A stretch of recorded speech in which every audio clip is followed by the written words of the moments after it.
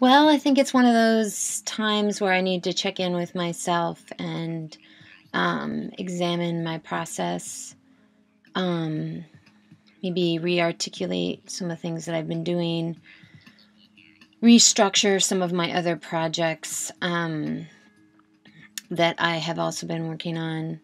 I think first I just want to address a lot of the I don't know, just interesting ways that my videos have actually, I don't really want to call them videos.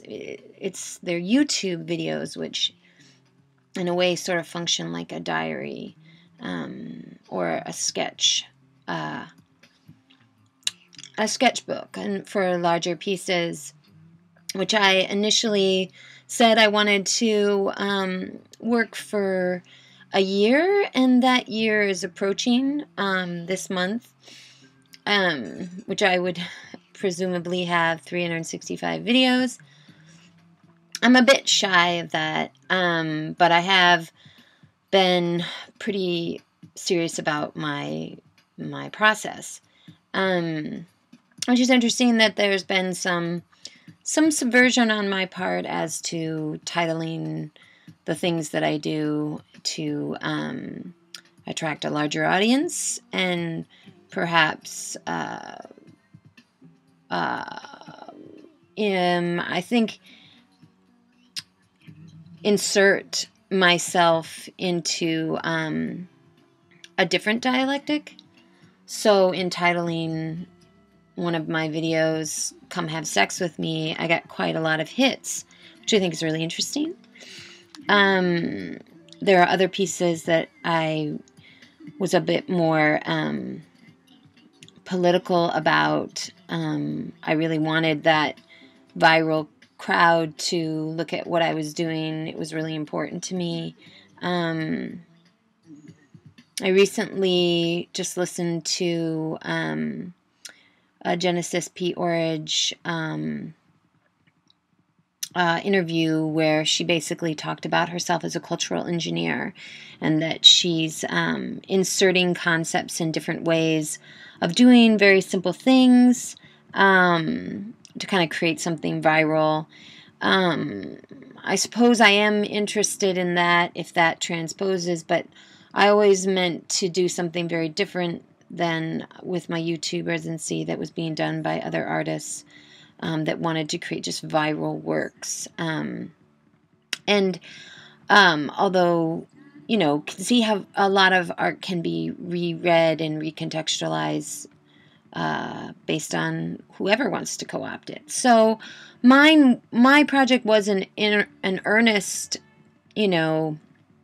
project, and that I wanted to collaborate with others, collaborate with the space of YouTube using other artists' works, other people who I'm considering artists make sound pieces or make videos, and the space or the architecture of YouTube as an architecture, like a gallery, and that I was mainly being an installation artist. I also have a larger therapeutic process that, or practice rather, that I've been working with for years now, which is to reinforce these ideas of a Foucaultian kind of care of the self and a Heideggerian sense of being in the world, and looking at therapeutic languages to work with video in a way that is a transconductor for Gestalt and for expanded pedagogy, or just ways of teaching that are more expanded, more advanced. But the subject of my work has always been, do you get tired of having yourself in your own work? Which I sort of always find that compliment to be the reason I do use myself in my work, is to challenge that notion of narcissism or cult of personality in work. I'm very much interested in a collective we, or a collective voice or articulation or being or collective heatherness or whatever.